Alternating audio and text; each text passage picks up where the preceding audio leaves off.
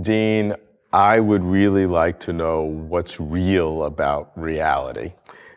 We know the material world. People tell us about the theological, immaterial world. Philosophers talk about abstract objects. What really exists? Well, when you ask what is there really, what really exists, that's stepping into the metaphysician's trap, because metaphysicians generally are asking questions of that sort, and they think that it's one thing to talk about, unicorns and to talk about merely possible things, and to talk about bumps in the carpet and waves in the ocean and so on. Are those separate kinds of things? and it's one thing to talk about them and say, they seem like separate kinds of things, but it's another to really ask whether they're out there, part of the furniture of the world.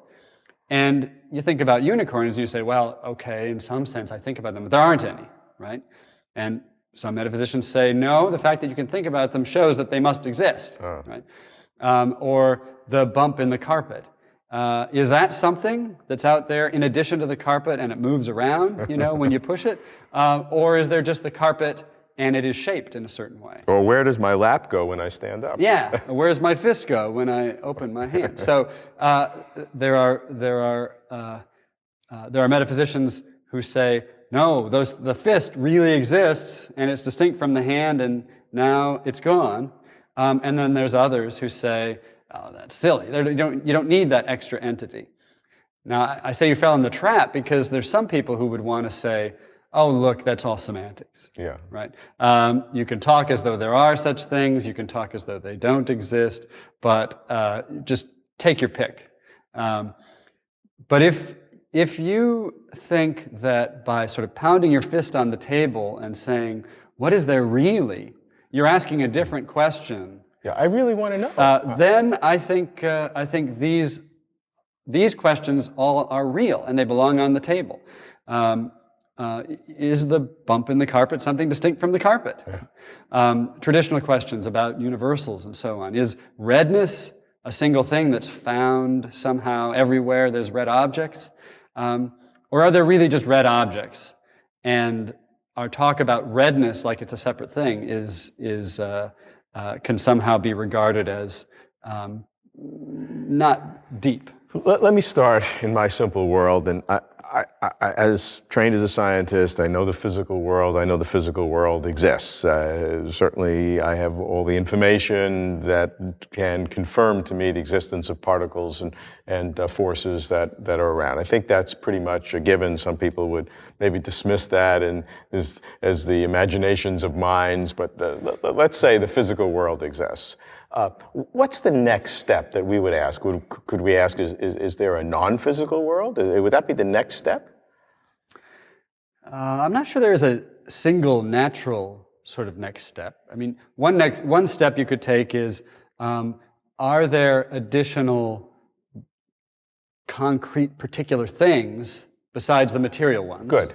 And another direction you could go is, are there kind of more abstract things besides mere material objects? Okay, let's take both forks. Okay, so the first fork, you believe in tables and chairs and bodies, and you've studied them and you discovered they're made out of certain other things, so you believe in those as well. And then the question is, are there things that are particulars in the sense that they're concrete. They're concrete. You can have a couple of them that are exactly the same, and yet they don't have some of these qualities. So souls, immaterial souls. Some people have believed in those, and okay.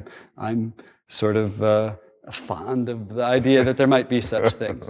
Angels and God and things like that. They're concrete things. They're concrete in the sense that. They're particular? They're particular. But they're not made of the stuff that right. we know here. Right. Okay. Yeah.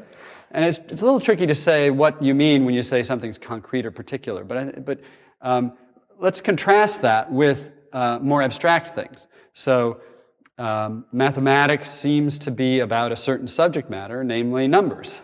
Right.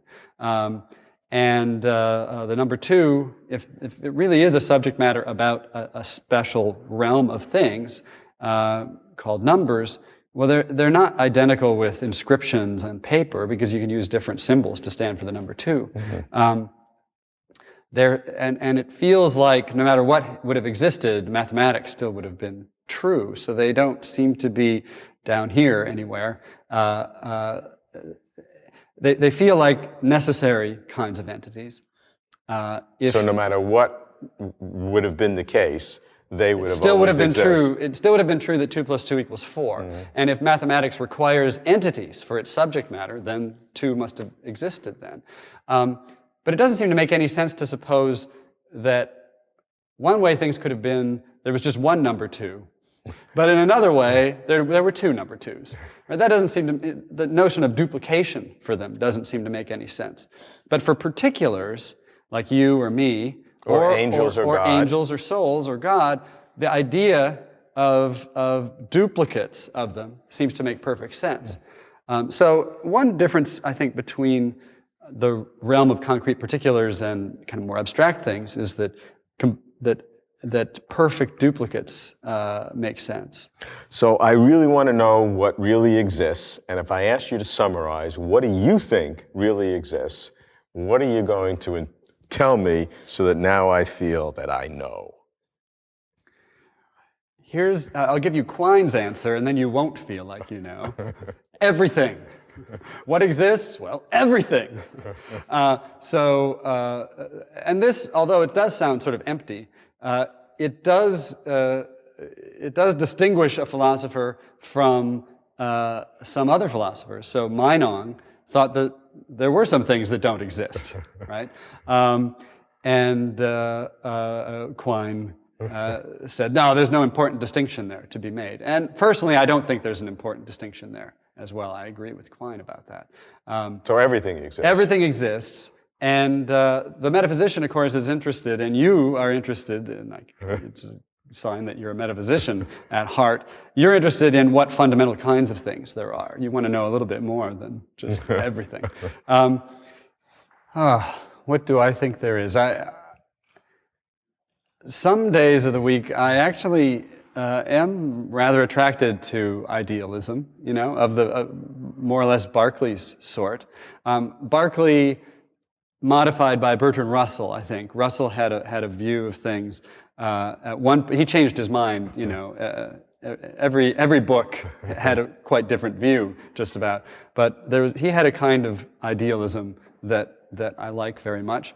How did it work? Well, so you started out saying, well, I know that there are tables and chairs and little particles and so on.